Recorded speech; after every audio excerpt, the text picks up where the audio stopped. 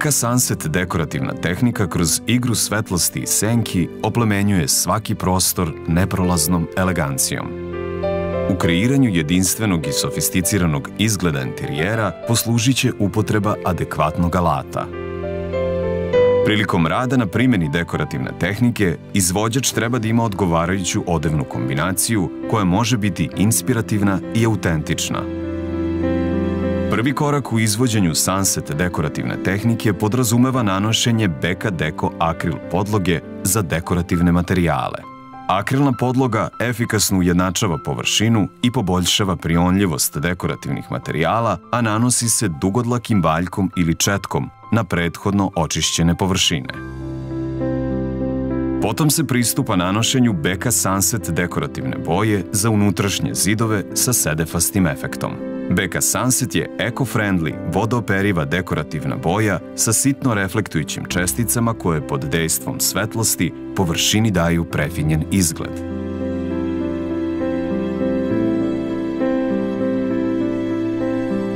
Bogata paleta sa preko 200 odabranih atraktivnih nijansi dobijenih iz srebrne i zlatne baze predstavljena je u inspirativnom Sunset katalogu.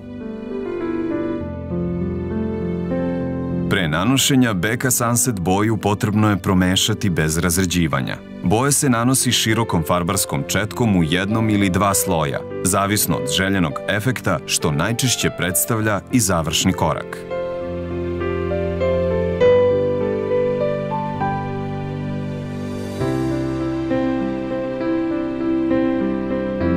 Različiti stilovi dekorativne Sunset tehnike izvode se specifičnim potezima četke po zidnoj površini, po dijagonali ili u obliku osmica, čime se kreiraju upečatljive forme.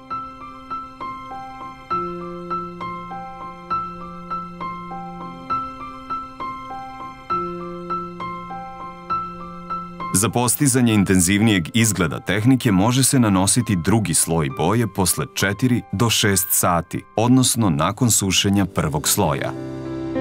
Boja na zidu je nakon 6 do 8 sati suva na dodir, a potpuna otpornost površine se postiže posle 21 dana.